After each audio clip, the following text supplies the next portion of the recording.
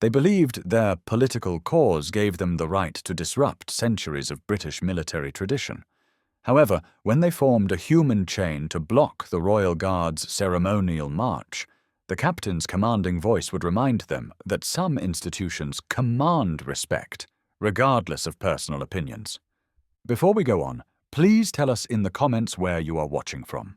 Also, subscribe to the channel if you respect the Royal Guards.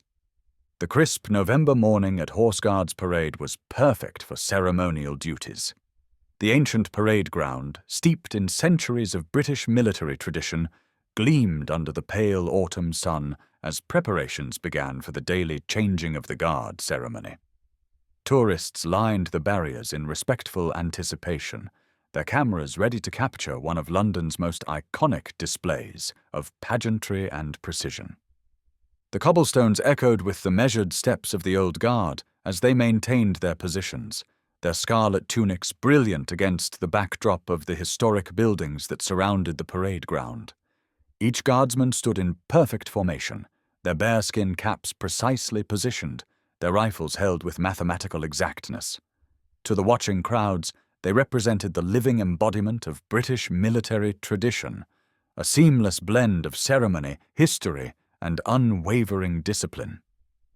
Leading this morning's ceremony was Captain Richard Ashford of the Welsh Guards, a figure who commanded respect through both his military bearing and his distinguished service record. At 34 years old, Ashford possessed the kind of quiet authority that came from years of battlefield command and absolute mastery of military protocol. His uniform was immaculate, every detail perfect, from the precisely arranged medals on his chest to the mirror shine of his ceremonial sword.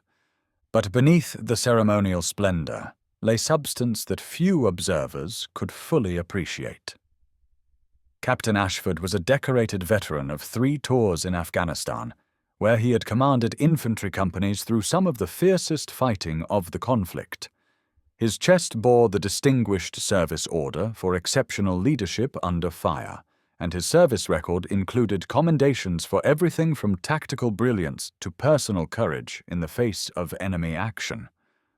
What made Ashford particularly suited for ceremonial duties, however, was not just his combat experience, but his encyclopedic knowledge of military protocol, British history, and the legal framework that governed the conduct of royal guards. He understood better than most that ceremony was not empty pageantry, but the visible expression of principles and traditions that had been tested in the crucible of actual conflict. The morning ceremony was proceeding with typical precision when the first signs of disruption became apparent. A group of approximately 30 protesters had gathered at the edge of the parade ground, their banners and chants initially distant enough to avoid interfering with the proceedings. The protesters represented a coalition of various activist groups, united by their opposition to what they termed militaristic displays and outdated imperial traditions. Their leader, a 38-year-old university lecturer named Dr. Miranda Blackwood, had built her academic career on critiques of British military history and what she characterized as the toxic glorification of colonial violence. Dr. Blackwood possessed the kind of intellectual arrogance that came from years of academic echo chambers and unchallenged theoretical positions. She viewed the changing of the guard ceremony not as a legitimate cultural tradition, but as a harmful symbol of British imperialism that needed to be confronted and disrupted for the greater good of social progress. "Look at them," she declared to her followers, gesturing toward the assembled guards with obvious disdain. "Grown men playing dress-up, celebrating a history of oppression and violence. This ceremony represents everything that's wrong with Britain's refusal to acknowledge its colonial crimes." Her followers, a mixture of university students, professional activists, and assorted individuals drawn to the cause of disrupting establishment traditions, nodded in agreement. Most possessed only superficial knowledge of military history or the actual role of the Royal Guards, but they were united in their conviction that any display of military tradition was inherently problematic and deserving of confrontation. Among the watching tourists, several visitors with military backgrounds began to notice the protesters' increasingly aggressive positioning and rhetoric. Colonel, retired, David Pemberton, visiting London with his wife for their anniversary, recognized the signs of potential trouble from his decades of military service. "Those protesters are moving closer to the ceremonial route," he observed quietly to his wife. "If they're planning to disrupt the ceremony, they're going to be in for quite a shock." Mrs. Pemberton, whose own father had served with the Guards during World War II, shook her head in disapproval. "Don't they understand this ceremony honors the men and women who've served this country? It's not political theater, it's genuine tradition." But Dr. Blackwood and her followers were beyond such considerations. In their worldview, military traditions were inherently oppressive, and any disruption of such ceremonies was not just justified but morally necessary. They had convinced themselves that their political convictions gave them the authority to override centuries of established protocol and legal precedent.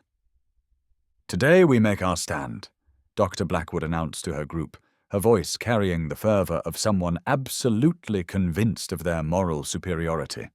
"We show the world that Britain's militaristic pageantry will not go unchallenged.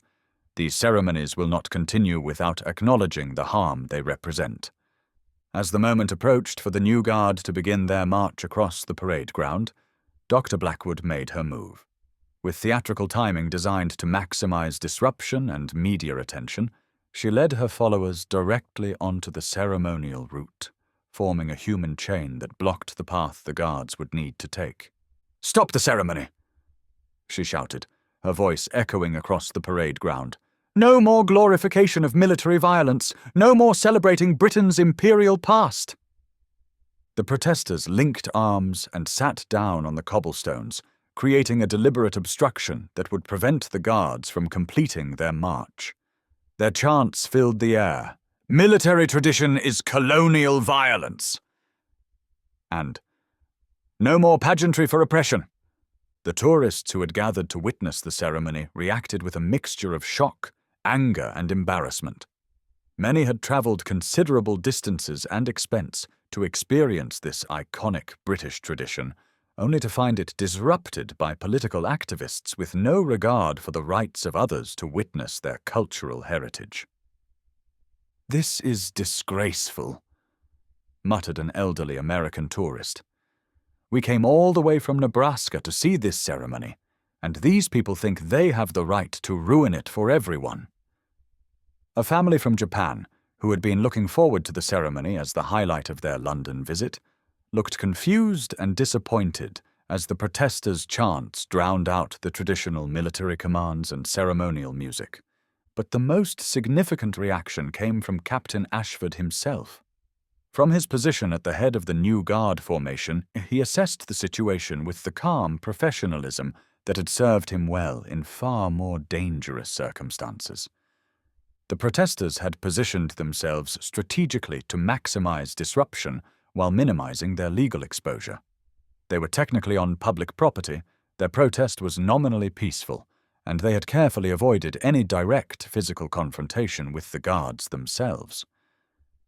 But what Dr. Blackwood and her followers failed to understand was that Horse Guards Parade was not ordinary public property. It was a working military installation, governed by specific laws and protocols that gave the guards considerable authority to maintain order and ensure the continuation of their ceremonial duties. More importantly, they had underestimated the man they were attempting to defy. Captain Ashford possessed not only the military authority to deal with their disruption, but also the legal knowledge and tactical experience to do so with devastating effectiveness. The protesters continued their chanting, believing they had successfully halted the ceremony and achieved their fair goal of disrupting what they saw as an outdated military display. Dr. Blackwood raised her voice above the crowd, delivering what she clearly intended as a triumphant speech about the necessity of confronting militaristic traditions. "We will not be moved," she declared. "This ceremony represents centuries of colonial oppression, and we have a moral duty to prevent its continuation. The British military must acknowledge its history of violence and— Her speech was cut short by a sound that sent chills down the spines of everyone present who understood its significance. "Protesters!" Captain Ashford's voice cut through the morning air like a blade, carrying the kind of authority that had commanded troops under enemy fire and maintained discipline in the chaos of combat. The single word was delivered with such overwhelming command presence that the entire parade ground fell instantly silent. But Ashford was far from finished. Having gained complete attention through the sheer force of his military bearing, he now prepared to deploy his most devastating weapon, his superior knowledge of law, protocol, and British military tradition. "You are unlawfully obstructing a ceremonial duty of Her Majesty's Guards on Crown property," Ashford continued, his voice carrying easily across the entire parade ground, despite never rising to a shout. "Under the Military Lands Act of 1892 and the Public Order Act of 1986, you are committing criminal offences that carry penalties of up to 6 months' imprisonment." The protesters looked suddenly uncertain. Dr. Blackwood had prepared her followers for potential arrest under general public disorder laws, but she had not anticipated facing someone with detailed knowledge of the specific legislation governing military ceremonies and crown property. Ashford continued his devastating legal exposition with the precision of a seasoned barrister and the authority of a combat commander. "Furthermore," he stated, his words carrying the weight of absolute certainty, "Horse Guards Parade is designated as a sensitive military installation under the Official Secrets Act. Your organized disruption of military ceremonies constitutes a breach of national security protocols, which elevates your offences to potential charges under anti-terrorism legislation." The mention of terrorism charges sent visible shockwaves through the protest group. Several protesters began to look nervously at each other, clearly having second thoughts about their participation in what they had assumed would be a simple act of civil disobedience. But Captain Ashford was not finished demonstrating the depth of his knowledge and the seriousness of the protesters' legal situation. "The changing of the guard ceremony," he continued with scholarly precision, "is not merely a tourist attraction, but an operational military procedure governed by Queen's regulations and the Defence Council instructions. Interference with operational military activities during peacetime carries the same legal penalties as interference during wartime conditions." Dr. Blackwood attempted to interrupt, her academic confidence beginning to crack under the weight of Ashford's superior knowledge and legal authority. "We have the right to peaceful protest," she began, but Ashford's response cut through her words with clinical precision. "Your rights to peaceful protest," he stated with the authority of someone who had studied these matters extensively, "do not supersede the Crown's authority to conduct lawful military operations on designated Crown property. The European Convention on Human Rights, Article 11, which protects freedom of assembly, specifically excludes interference with lawful military activities and national security operations." The watching crowd was mesmerized by this unexpected display of legal scholarship from someone they had assumed was purely a ceremonial figure. Tourists with legal backgrounds recognized that Ashford was citing actual statutes and international law with the precision of a qualified lawyer. Colonel Pemberton, watching from the barriers, nodded with professional admiration. "Outstanding," he murmured to his wife. "That young officer knows his law as well as his military protocol. These protesters have picked the wrong target." But Ashford's demonstration of superior knowledge was far from complete. Having established the legal framework, he now moved to historical context, demonstrating the kind of comprehensive understanding that separated genuine military scholars from superficial activists. "The ceremony you are attempting to disrupt," he continued, his voice taking on the measured cadence of a military historian, "honors not colonial oppression, but the sacrifices of ordinary soldiers who served their country in conflicts ranging from the Napoleonic Wars to modern peacekeeping operations." The traditions you dismiss as outdated pageantry represent an unbroken chain of service, courage, and sacrifice stretching back over 3 centuries. Dr. Blackwood tried again to assert her position, but her academic theories seemed increasingly hollow in the face of Ashford's lived experience and comprehensive knowledge. "These ceremonies glorify violence and—" she attempted, but Ashford's response revealed the shallowness of her understanding. "Dr. Blackwood," Ashford said, his use of her name indicating that he had recognized her from her previous protests and public statements, "your academic publications demonstrate a fundamental misunderstanding of both military history and the actual purpose of ceremonial duties.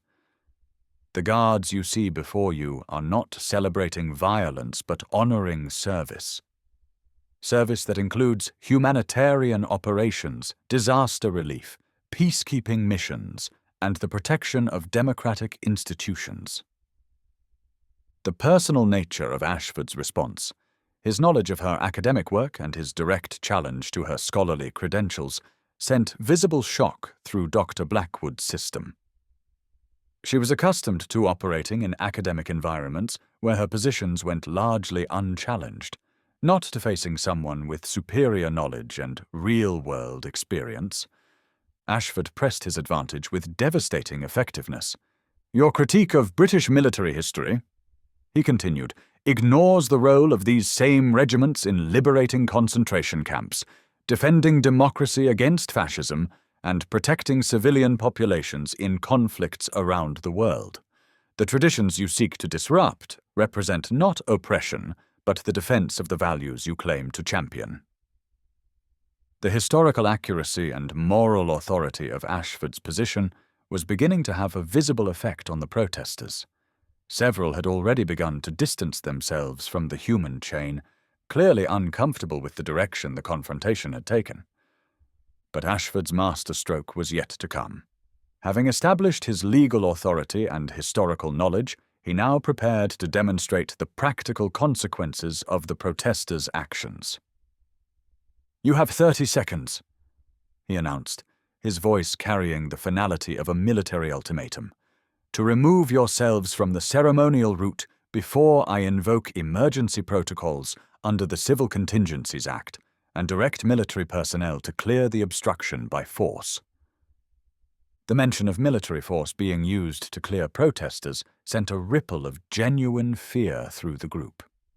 Dr. Blackwood had not anticipated that her carefully planned act of civil disobedience might result in physical confrontation with trained soldiers operating under legal authority. "This is your final warning," Ashford continued, his voice now carrying the same tone he had used to address insurgent forces in Afghanistan. "You are in violation of multiple criminal statutes on designated military property. Compliance is no longer optional." As if summoned by his words, the sound of approaching sirens began to echo through the streets around Horse Guards Parade. The military police and metropolitan police units that provided security for royal ceremonies had been monitoring the situation and were now moving into position to support Ashford's authority. But it was the sight of additional guards moving into tactical positions around the parade ground that finally broke the protesters' resolve. What had seemed like ceremonial figures were revealing themselves as genuine soldiers operating under clear legal authority and prepared to use appropriate force to maintain order. Dr. Blackwood looked around desperately, seeking support from her followers or sympathy from the watching crowd. But the faces that looked back at her ranged from hostile to simply disappointed.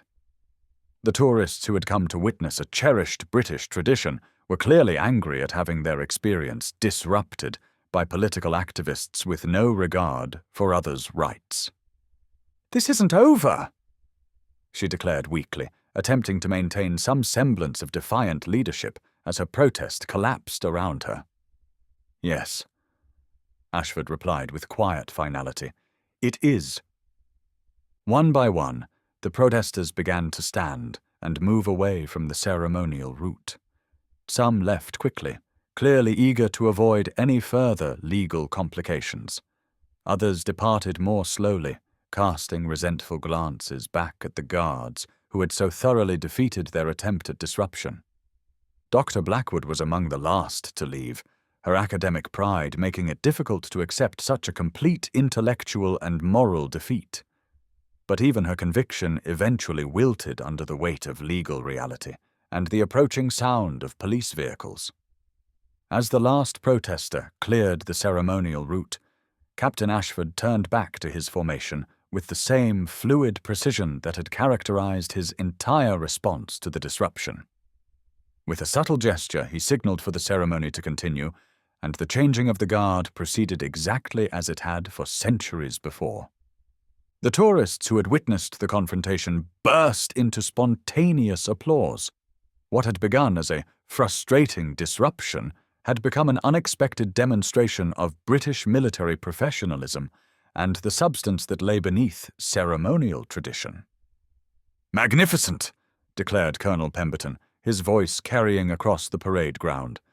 "That young officer demonstrated everything that makes the British military exceptional: knowledge, authority, restraint, and absolute professionalism under pressure." Other tourists joined in the praise, many expressing their gratitude that the ceremony had been preserved and their appreciation for the way the situation had been handled without violence or excessive force. The ceremony continued with perfect precision, each movement executed with the same mathematical exactness that had characterized British military drill for generations. But now the watching crowd understood that they were witnessing not empty pageantry, but the visible expression of genuine military excellence and dedication to duty. As Captain Ashford led his men through the ancient ritual of the changing of the guard, his earlier demonstration of superior knowledge and legal authority had transformed the entire atmosphere of the ceremony. What had been threatened with disruption had become instead a powerful affirmation of why these traditions deserved respect and protection. The protesters' attempt to characterize military ceremony as outdated oppression had been answered by a living demonstration of how tradition and competence, ceremony and substance, could be seamlessly integrated into institutions worthy of genuine respect. The morning sun climbed higher over Horse Guards Parade as the ceremony concluded with the same perfect precision that had marked its beginning. Captain Ashford returned his sword to its ceremonial position and took his place at the head of the formation, his bearing once again that of the perfect ceremonial figure. But everyone present now understood that beneath that ceremonial exterior lay not empty tradition, but genuine authority, comprehensive knowledge, and the kind of professional competence that had been tested in the world's most demanding circumstances. The ancient cobblestones of Horse Guards Parade had witnessed countless ceremonies over the centuries, but few had provided such a clear demonstration of how British military traditions had evolved to meet modern challenges while maintaining their essential character and dignity. The protesters' misguided attempt to disrupt what they saw as meaningless pageantry had instead revealed the profound substance that gave meaning to ceremony, the deep knowledge that informed tradition, and the unshakable authority that came from genuine service to something greater than oneself. Dr. Blackwood's academic theories about military oppression had crumbled in the face of Captain Ashford's lived experience and superior understanding. Her attempt to impose her political views on centuries of tradition had been defeated not by force, but by knowledge, not by authority, but by moral clarity, not by ceremony, but by substance. As the guards marched away and the tourists began to disperse, the morning's events continued to resonate through Horse Guards Parade. The ceremony had been preserved, tradition had been defended, and the dignity of British military service had been upheld through the perfect application of knowledge, authority, and unwavering professional competence. The echoes of Captain Ashford's commanding voice, that single word "protesters" that had initiated the confrontation, would linger in the memory of everyone present as a reminder that some institutions command respect, not through arbitrary authority, but through earned competence, proven service, and the moral weight of genuine tradition. The immediate aftermath of the confrontation saw a dramatic shift in the atmosphere around Horse Guards Parade. As the changing of the guard ceremony concluded with perfect precision, the tourists who had witnessed Captain Ashford's masterful handling of the protest disruption began sharing their experiences with friends, family, and social media followers around the world. Within hours, video footage of the encounter had begun circulating on multiple platforms. Unlike many viral videos that captured moments of conflict or controversy, these recordings showed something far more compelling, a demonstration of how knowledge, authority, and professional competence could triumph over ignorance and misguided activism without resorting to force or confrontation. The hashtag #CaptainAshford began trending as viewers shared clips of his devastating legal and historical exposition. Military history enthusiasts began fact-checking his citations, finding every statute, regulation, and historical reference to be completely accurate. Legal scholars noted his precise understanding of both domestic and international law, while military professionals praised his perfect application of command presence and de-escalation techniques. But perhaps most significantly, the incident had provided a powerful educational opportunity about the genuine nature and importance of British military traditions. Dr. Sarah Mitchell, a military historian at the Royal Military Academy Sandhurst, found herself fielding numerous media requests about the historical accuracy of Captain Ashford's statements and the broader significance of ceremonial duties in modern military service. Captain Ashford's response was remarkable not just for its effectiveness, but for its historical accuracy, she explained to a BBC interviewer. Every point he made about the evolution of military ceremony, the legal framework governing Royal Guard duties, and the actual service record of these regiments was completely correct. She pulled up historical documents and service records to support her analysis. The Guards regiments have indeed served in every major conflict involving British forces for over 3 centuries. Their ceremonial duties are not separate from their military service, but an integral part of it, requiring the same discipline, knowledge, and professionalism that they demonstrate in combat operations. The educational impact extended far beyond military circles. Universities across Britain began incorporating the incident into courses on constitutional law, military history, and the relationship between tradition and modernity in contemporary society. Professor James Thornton of Oxford University's Department of Politics and International Relations used the confrontation as a case study in his lectures on the role of ceremony in democratic institutions. What we witnessed at Horse Guards Parade was not simply a conflict between protesters and authority figures, he explained to his students. It was a demonstration of how democratic institutions maintain legitimacy through the combination of legal authority, historical continuity, and professional competence. The incident had also sparked broader discussions about the nature of peaceful protest and the boundaries between legitimate political expression and disruptive activism. Legal experts noted that Dr. Blackwood's group had crossed from protected speech into criminal interference with lawful government operations. The right to peaceful protest is fundamental to democratic society, explained constitutional lawyer Dame Elizabeth Hartwell in an interview with The Times. But this right does not include the authority to disrupt lawful government ceremonies or interfere with the operation of state institutions. Captain Ashford's response was legally sound and proportionate to the violation that had occurred. The legal implications of the incident extended beyond the immediate confrontation. The Crown Prosecution Service announced that they would be reviewing the case for potential charges against the protesters under multiple statutes, including the Public Order Act, the Military Lands Act, and potentially the Terrorism Act, depending on the evidence gathered about the group's planning and intent. This legal scrutiny had a chilling effect on other activist groups that had been considering similar disruptions of royal ceremonies and military events. The realization that such actions could result in serious criminal charges, including potential terrorism-related offenses, caused many groups to reconsider their tactics and focus their efforts on more traditional forms of political expression. Meanwhile, the impact on Dr. Blackwood herself was becoming increasingly severe. Her university had launched an investigation into her conduct, noting that her actions reflected poorly on the institution and potentially violated ethical guidelines for academic staff. Several of her research grants were being reviewed, and her prospects for academic advancement had been significantly damaged. Dr. Blackwood's behavior demonstrated a fundamental lack of the scholarly rigor and professional judgment we expect from our faculty, explained Dr. Richard Pemberton, the university's vice-chancellor. Her attempt to disrupt a lawful ceremony based on historically inaccurate claims and legal misunderstandings raises serious questions about her fitness for academic leadership.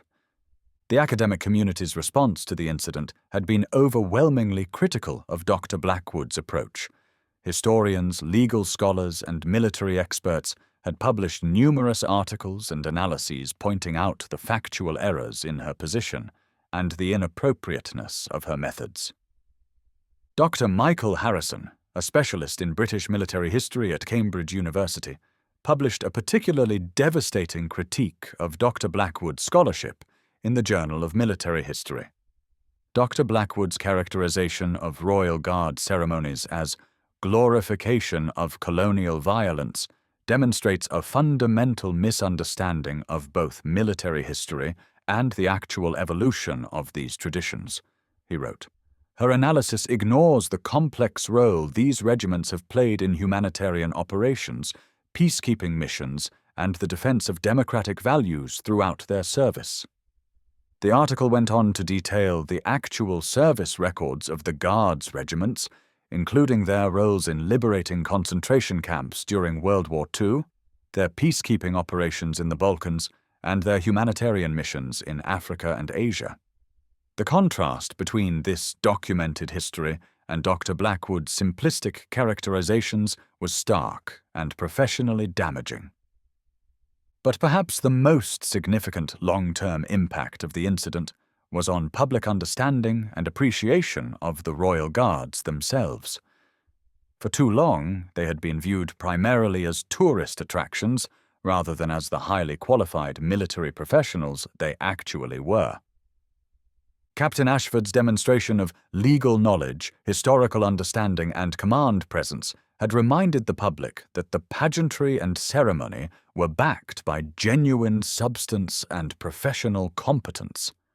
Colonel retired David Pemberton, who had witnessed the confrontation, became something of an unofficial spokesman for explaining the broader significance of what had occurred. What people witnessed at Horse Guards Parade was not just one officer dealing with a protest, he explained in interviews with multiple media outlets. It was a demonstration of the kind of comprehensive training and education that characterizes the modern British military. He described the selection process for Royal Guard duties, which required not only exceptional military service records, but also extensive education in law, history, protocol, and international relations. These officers are not just soldiers, but scholars, Colonel Pemberton continued. They must be prepared to represent Britain's military traditions to international dignitaries, handle complex ceremonial protocols, and deal with everything from diplomatic incidents to security threats. The educational requirements for Royal Guard officers had indeed become extraordinarily demanding over the years. Beyond their basic military training and combat experience, officers like Captain Ashford were required to complete extensive courses in constitutional law, diplomatic protocol, military history, and international relations. They studied not only British military traditions, but also the ceremonial practices of other nations, enabling them to interact appropriately with foreign military personnel and dignitaries during state visits and international ceremonies. The depth of this education was something that most civilians, including academic critics like Dr. Blackwood, had never fully understood or appreciated. Lieutenant Colonel Sarah Williams, who oversaw training for ceremonial duties at the Guards Division, explained the comprehensive nature of the preparation in an interview with Military History magazine. "Our officers don't just memorize drill movements," she said. "They study the historical evolution of each ceremony, the legal framework that governs their conduct, and the diplomatic significance of every aspect of their duties. They must be prepared to explain and defend British military traditions to anyone, from curious tourists to hostile critics." This comprehensive education had enabled Captain Ashford to respond to Dr. Blackwood's challenge with such devastating effectiveness. His knowledge of law, history, and protocol was not superficial, but deep and nuanced, the result of years of study and practical application. The incident had also highlighted the sophisticated support systems that backed up the individual guards. Within minutes of the protest beginning, military police, metropolitan police units, and palace security had all been mobilized and coordinated through established protocols. Detective Chief Inspector Michael Chen of the Metropolitan Police's Royalty and Specialist Protection Command explained the complexity of the security arrangements in a briefing to journalists. "Every ceremonial event involves multiple agencies working together through carefully rehearsed procedures," he said. "The guards you see performing ceremonies are supported by comprehensive intelligence gathering, threat assessment, and rapid response capabilities. The protesters' assumption that they could disrupt the ceremony without serious consequences had revealed a fundamental misunderstanding of the security apparatus that protected royal events and military ceremonies." Dr. Blackwood's group was identified and assessed before they even approached the ceremonial route. DCI Chen continued, "Our intelligence teams had been monitoring their communications and planning, and we were prepared for various scenarios, including the one that actually occurred." This revelation that the protesters had been under surveillance from the beginning added another layer to their legal jeopardy. Evidence of their planning and coordination could support more serious charges related to conspiracy and organized disruption of government operations. The international reaction to the incident had been equally instructive. Military attachés from allied nations had been particularly impressed by Captain Ashford's handling of the situation, noting it as an example of how ceremonial traditions could be maintained while adapting to modern challenges.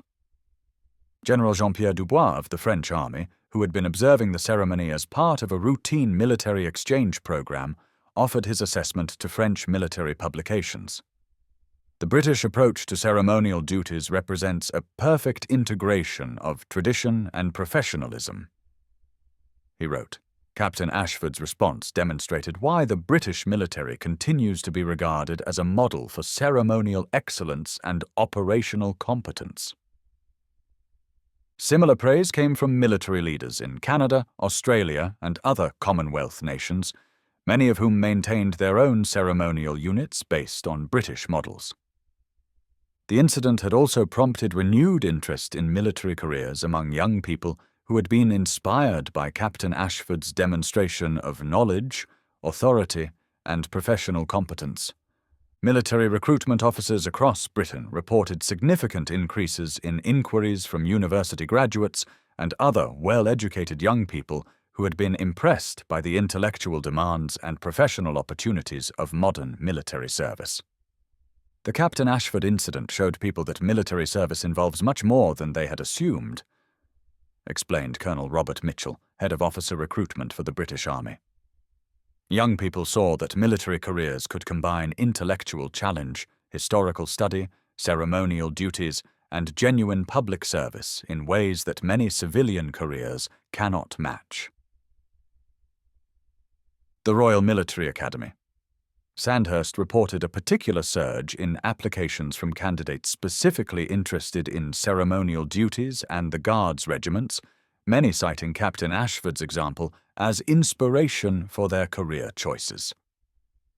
6 months after the incident, Captain Ashford found himself promoted to Major and assigned to a prestigious position within the Ministry of Defence, where his combination of operational experience and ceremonial expertise was highly valued. His new role involved developing training protocols for ceremonial duties, liaising with international military units during state visits, and serving as a subject matter expert on the integration of tradition and modernity in military service. Major Ashford's handling of the protest incident exemplified the kind of comprehensive competence we need in our senior officers, explained Brigadier James Thornton, his new commanding officer. He demonstrated that our ceremonial traditions are not museum pieces, but living institutions that continue to serve important functions in contemporary society. The incident had also led to significant changes in how universities approached the study of military history and contemporary defense issues. Several institutions had revised their curricula to include more balanced perspectives on the role of military traditions in democratic societies. Dr. Patricia Williams, who had been appointed to replace Dr. Blackwood as head of the history department at her university, implemented a comprehensive review of how military topics were taught and researched. The Blackwood incident highlighted some serious gaps in academic understanding of contemporary military service. She explained, "We've implemented new requirements for faculty to engage with actual military professionals and institutions rather than relying solely on theoretical frameworks." The changes included mandatory consultation with military historians and active duty personnel for any research involving contemporary defense issues, as well as guest lecture series featuring serving officers and veterans. These reforms had been welcomed by the broader academic community, which had become increasingly concerned about the disconnect between theoretical military studies and the reality of modern military service. As the first anniversary of the incident approached, media outlets began producing retrospective analyses of its impact on British society, military-civilian relations, and public understanding of ceremonial traditions. The consensus among commentators was that Captain Ashford's response had achieved something remarkable. It had defended traditional institutions while demonstrating their continued relevance and value in contemporary society. The Horse Guards Parade incident became a defining moment in the relationship between British military traditions and modern democratic values, wrote historian Dr. Elizabeth Hartwell in The Spectator. It showed that these traditions could withstand scrutiny and criticism, not through blind authority, but through demonstrated competence and moral clarity. The incident had also influenced how other nations approached the balance between maintaining military traditions and adapting to contemporary political sensibilities.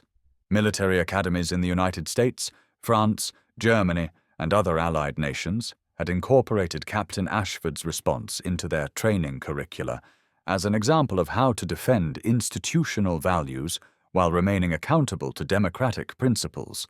The Royal Military Academy at West Point had invited Major Ashford to deliver a series of lectures on tradition and adaptation in military service, which became some of the most well-attended presentations in the Academy's history. Meanwhile, Dr. Blackwood had largely disappeared from public view, her academic career effectively ended by the professional and legal consequences of her actions.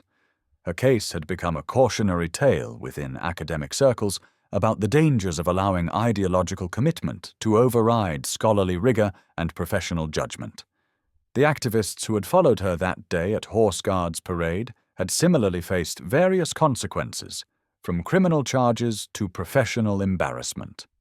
Several had issued public apologies for their participation in the disruption, acknowledging that they had been misled about both the legal framework and the historical context of their actions. The legal proceedings that followed had resulted in multiple convictions for public order offences, with several protesters receiving custodial sentences that served as a powerful deterrent to similar future actions. More importantly, the incident had established clear legal precedents about the protection of ceremonial duties and the authority of military personnel to maintain order during official functions. As Major Ashford reflected on the events of that November morning, he felt a deep satisfaction at having successfully defended not just the immediate ceremony, but the broader principle that democratic institutions could maintain their traditions while remaining accountable to legitimate authority and the rule of law. The single word "protesters" that had initiated his response had become symbolic of something larger, the idea that true authority came not from force or position, but from knowledge, competence, and moral clarity. The ancient cobblestones of Horse Guards Parade continued to echo with the footsteps of ceremonial duties, but now they carried the additional weight of demonstrated relevance and proven value. The traditions that had seemed threatened by political activism had instead been strengthened by their successful defense through professional competence and comprehensive knowledge. The protesters' attempt to characterize military ceremony as outdated oppression had been answered definitively by a living demonstration of how tradition and progress, ceremony and substance, historical continuity and contemporary relevance could be seamlessly integrated into institutions worthy of genuine respect and protection. Major Ashford's commanding voice had cleared more than just a ceremonial route. It had cleared the way for a renewed understanding of why some institutions deserved to be preserved, protected, and honored by each generation that inherited them. What are your thoughts about this clash between political activism and military tradition? Share your opinions in the comments below. Remember to like this video and subscribe to our channel.